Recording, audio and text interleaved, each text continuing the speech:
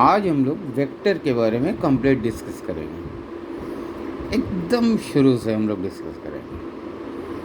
अब यहाँ पर समझने की बात यह है कि हम जब भी फिज़िकल क्वांटिटी की बात करते हैं तो फिज़िकल क्वांटिटी में हमारे दो होते हैं। जब भी हम बात करें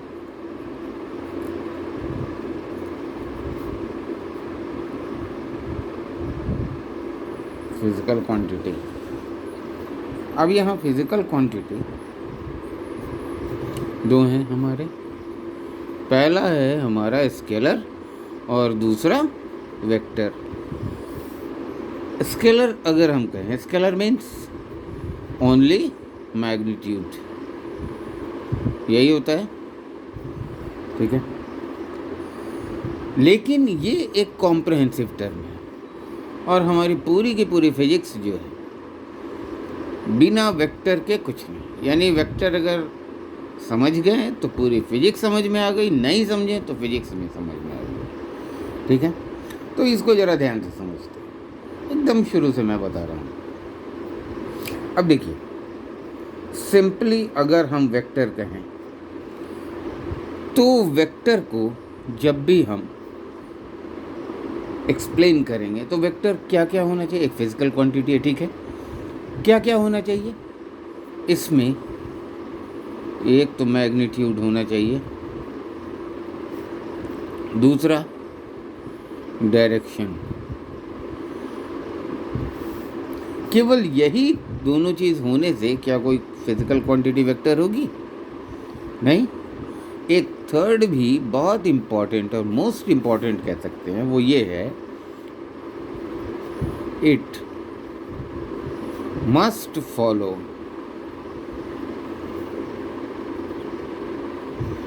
the triangle law of vector addition, ठीक है। अब इसको triangle law of vector addition भी कह सकते हैं या फिर पैरेललोग्राम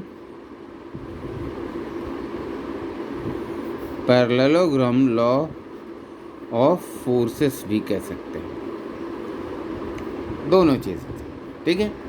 थोड़ा सा आगे चल के देखेंगे कि ये है क्या, ठीक है।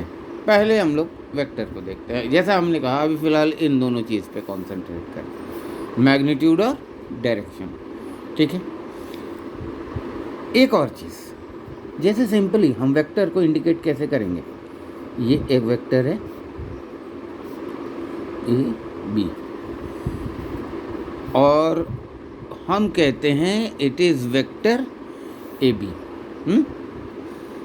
और ए बी मीन्स इसको हमने कहा क्या? Vector A B. Vector A B means ये है डायरेक्शन, इसका क्या है? फ्रॉम ए टू बी, ठीक है। अगर हम किसी भी वेक्टर के डायरेक्शन को रिवर्स कर देते हैं, यानी अपोजिट कर दें, तो क्या हो जाएगा? मैग्नीट्यूड तो वही रहा। सपोज ये अगर ये 1 मीटर का है सपोज, तो अगर हमने यहाँ पर वही चीज़ लिखा ए और बी और ये भी 1 मीटर है, लेकिन डायरेक्शन हमने क्या किया? अपोजिट कर दिया, तो ये वेक्टर क्या हो गया हमारा? इस वेक्टर को कहेंगे बी।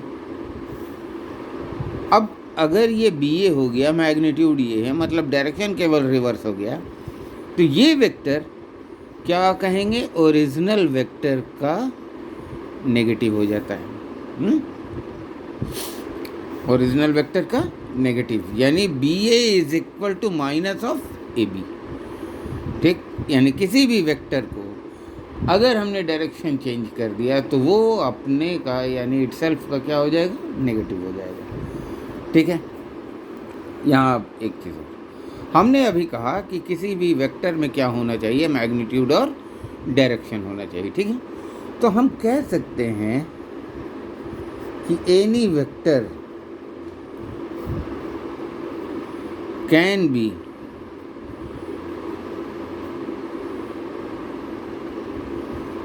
रिप्रेजेंटेड एज, क्या होगा?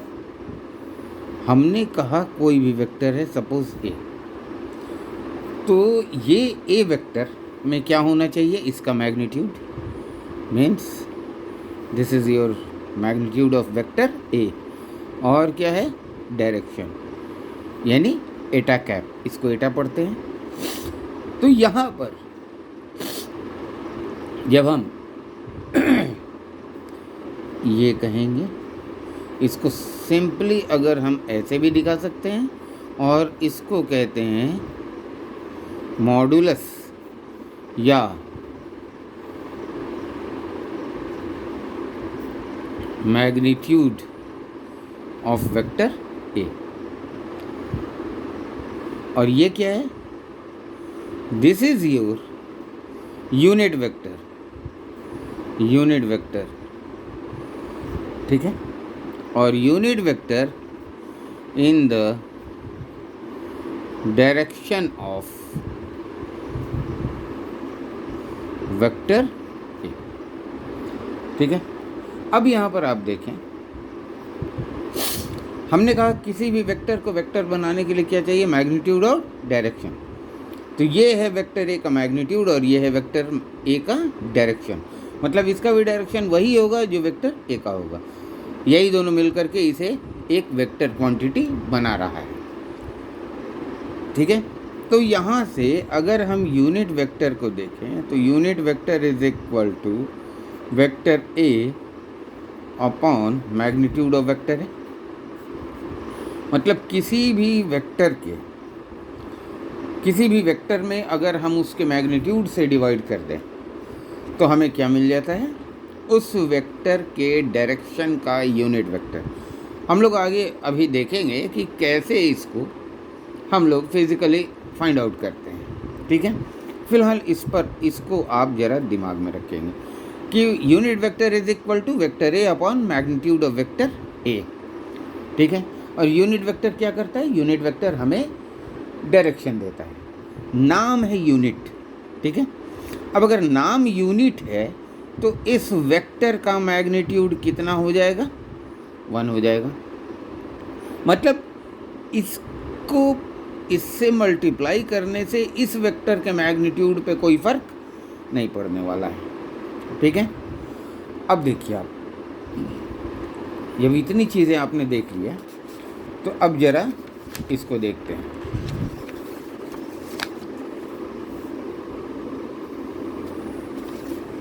अब ज़रा हम इसको देखते हैं। देखिए, हमें अक्सर फिजिक्स में एक्सेस की ज़रूरत पड़ेगी, x axes, y axes, z axes. सामान्यतः 3 होता है। हम लोग 2 एक्सिस प्लेन में देख सकते हैं, लेकिन जेड एक्सिस जो है वो प्लेन के परपेंडिकुलर होता है, जिसको हम नहीं देख सकते हैं, ठीक है। तो फिलहाल हम हर जगह एक्स वाई जेड तो लिखेंगे नहीं, तो हम क्या करते हैं, तीनों को एक एक यूनिट वेक्टर हमने असाइन कर दिया है।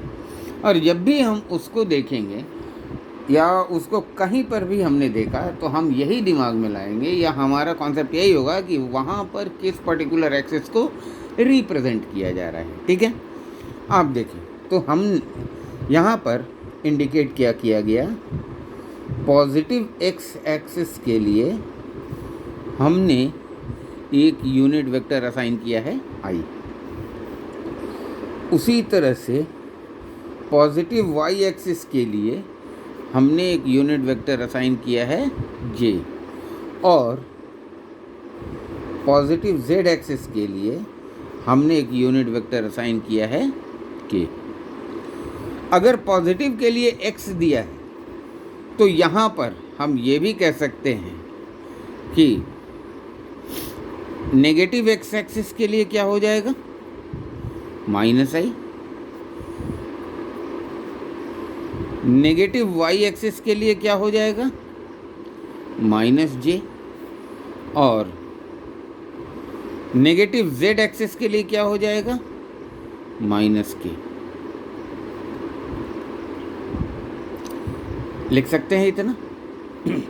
हम कभी भी आई जे के अगर देखें तो हमारी अंडरस्टैंडिंग यही होगी कि वो किस पर्टिकुलर एक्सिस को रिप्रेजेंट कर रहा है, दिखा रहा है, ठीक है। अब यहाँ आप देखिए, हमने इतनी चीज़ तो देख ली। अब हम यहाँ पर एक और चीज़ देखते हैं और इसको समझते हैं, और वो है हमारा पैरेलल वेक्टर्स।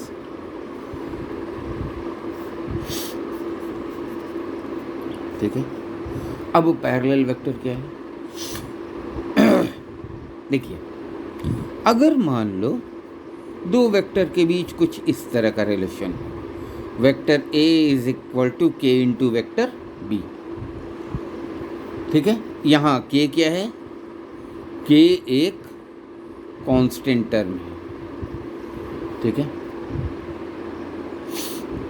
याद रखिएगा, हमने K यानी कांस्टेंट यानी स्केलर और वेक्टर के बीच कोई साइन नहीं दिया है, ना डॉट का ना क्रॉस का, यानी कोई मल्टीप्लिकेशन का साइन हमने नहीं दिया। इसको हम आगे समझेंगे कि इसका मतलब क्या होता है। ठीक है, तो K हमारा कांस्टेंट है, और जब K कांस्टेंट है तो उस कंडीशन में हम कह सकते हैं कि vector A is parallel to vector B।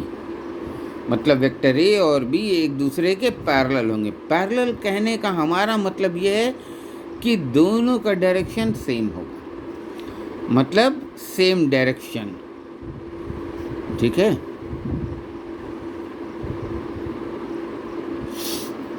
ठीक है। अब यहाँ पर अगर ये सेम डायरेक्शन है तो इसका मतलब क्या हुआ? दोनों एक दूसरे के पैरेलल हो जाएंगे। ठीक है, यहीं पर अगर मान लो कि K की वैल्यू 1 हो जाए, ठीक, तो अगर K की वैल्यू 1 हो जाए तो what can we say? We can say that vector A is equal to vector B, और इसी को हम क्या कहते हैं? Equal vectors. ठीक है, एग्जाम्पल के तौर पे आप देखो कि अगर किसी पैरेललोग्राम में, कोई भी पैरेललोग्राम अगर, तो हम कहते हैं ना कि opposite sides are equal, magnitude equal होता है। ठीक है, अब इन दोनों का डायरेक्शन भी सेम है, मैग्नीट्यूड भी इक्वल है, तो ये और ये इक्वल वेक्टर हो जाएगा, और ये भी इक्वल वेक्टर हो जाएगा।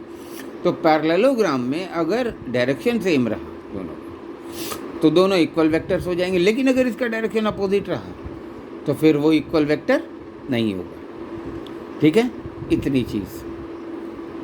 अब यहाँ पर एक और इम्पॉर्टेंट टर्म याद रखो आप।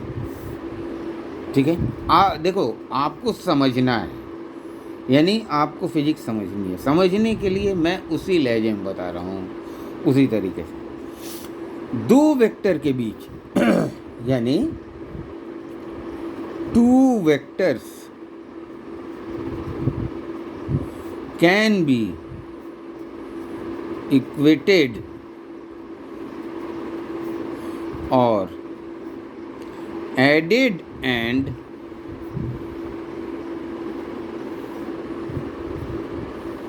subtracted directly।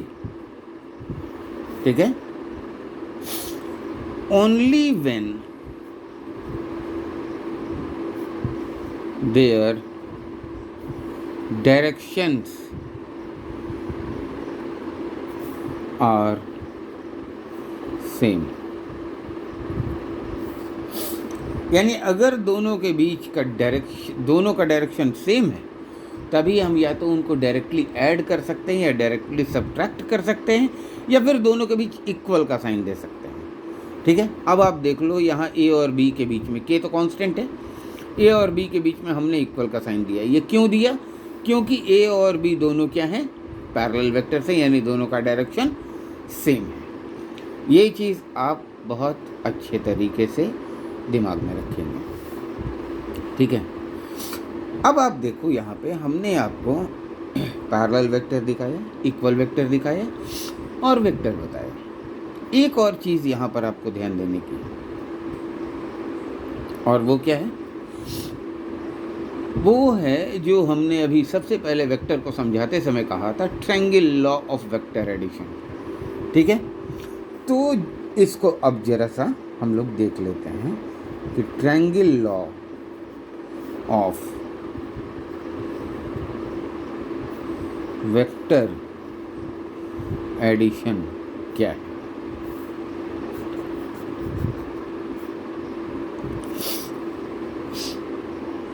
देखो यहाँ जब हम ट्रायंगल लॉ वेक्टर एडिशन की बात करते हैं तो क्या क्या कहता है ये, if two vectors are arranged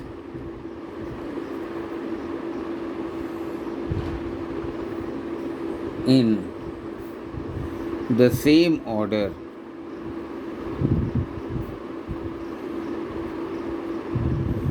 that is, if the head of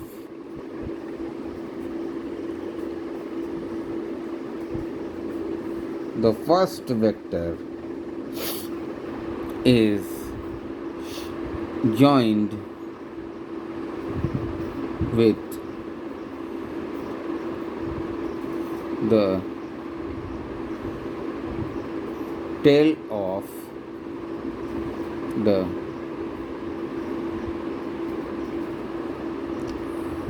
second vector,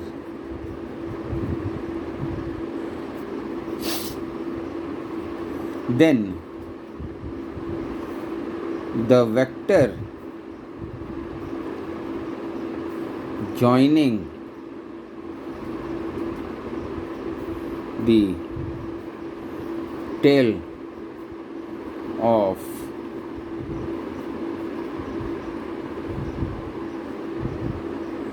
the first vector to the head of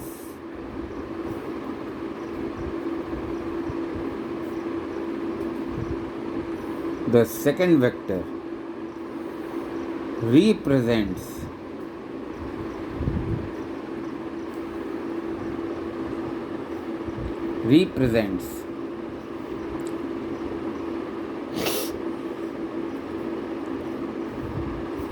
the resultant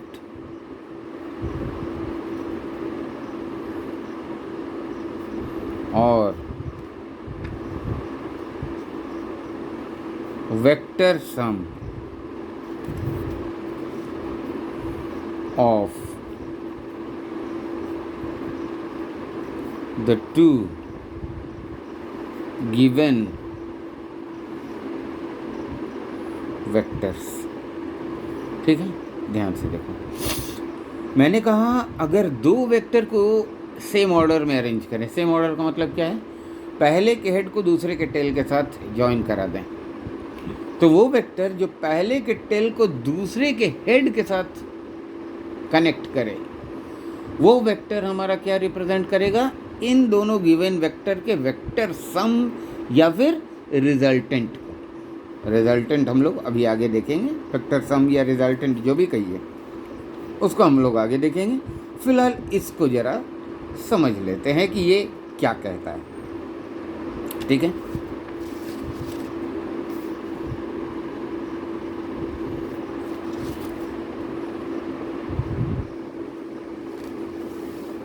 देखो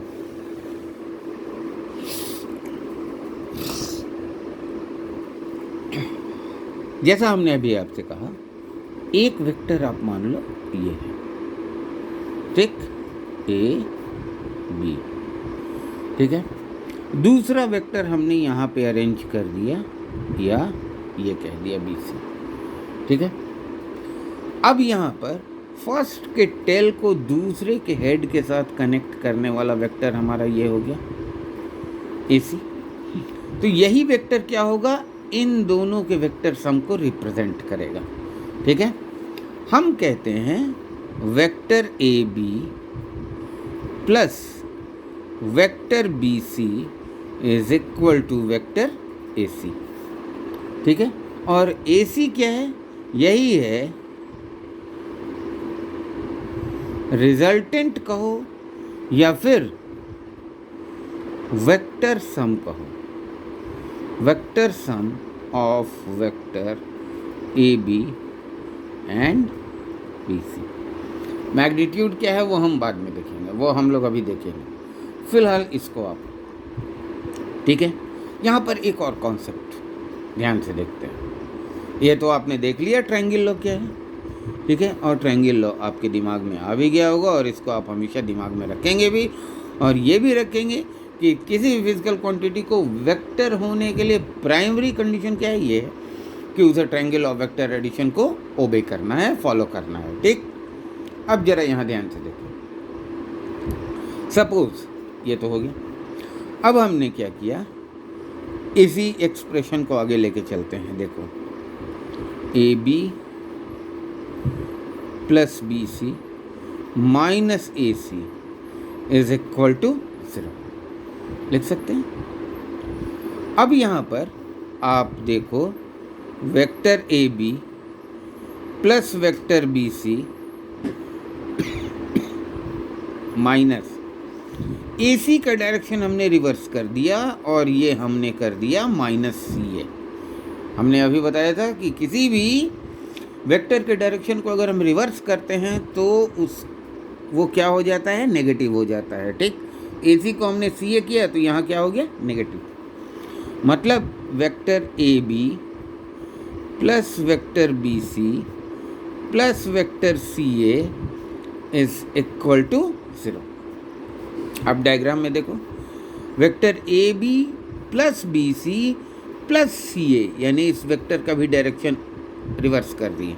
मतलब जहाँ से इनिशिएट हुआ था वहीं पे क्या हुआ, खत्म हुआ। तो इसका मतलब अगर हम तीनों वेक्टर को साइक्लिक ऑर्डर में या सेम ऑर्डर में कनेक्ट करें तो उन वेक्टर्स का वेक्टर सम क्या हो जाता है, 0 हो जाता है, ठीक। अब यहाँ ये तीनों के साथ ही नहीं है, ये इस तरह से आप समझ सकते हो कि मान लो आप अपने घर से चले स्कूल गए, स्कूल से फिर पार्क चले गए और पार्क से फिर आप घूम के घर पे आ गए। तो जब आप स्कूल गए, पार्क गए और वहाँ से घूम के घर पे आए तो आपने कोई डिस्प्लेसमेंट आपका हुआ नहीं हुआ। और जब कोई डिस्प्लेसमेंट नहीं होगा तो उस कंडीशन में आप क्या कह सकते हो कि आपने मतलब आपका कोई डिस्प्लेसमेंट नहीं हुआ, यानी डिस्प्लेसमेंट 0। और अगर डिस्प्लेसमेंट 0 हुआ तो वही ये दिखाता है, मतलब तीनों वेक्टर का वेक्टर सम क्या हो जाएगा, 0 हो जाएगा, ठीक है। तो ये केवल 3 वेक्टर के साथ ही नहीं लागू होता है, ये हमारा लागू होता है 3 वेक्टर हो, 3 से अधिक वेक्टर हो, कितने भी वेक्टर हो, अगर वो साइक्लिक ऑर्डर में लगे हों तो उनका वेक्टर सम क्या हो जाएगा, 0 हो जाएगा। चाहे आप क्वाड्रिलेटरल ले लो, पेंटागन ले लो, हेक्सागन ले लो, कोई भी तरह का डायग्राम ले लो या कोई भी तरह का जिगजैग डायग्राम ले लो, अल्टीमेटली उसका क्या हो जाएगा, 0 हो जाएगा। तो हम यहाँ एक और चीज़ ध्यान से देखें, एक और चीज़ कह सकते हैं, वो क्या कि इफ 3 और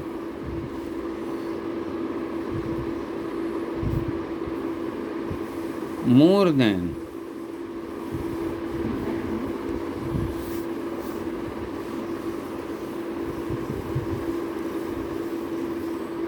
3 vectors are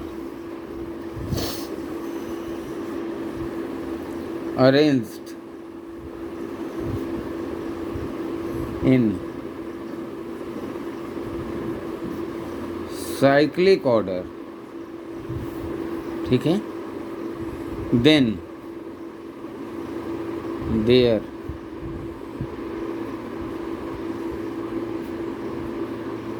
वेक्टर सम कहो या फिर रिजल्टेंट कहो, रिजल्टेंट विल बी 0, ठीक है। यानी उनका वेक्टर सम कहो या रिजल्टेंट कहो वो 0 होता है। एग्जाम्पल के तौर पे देख लो, suppose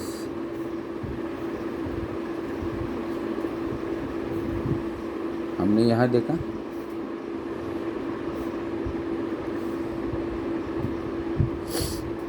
A B C D, ये एक रेगुलर फिगर हमने देखा, और यहाँ पर एक फिगर ये देखा, दूसरा फिगर आप देखो, ए बी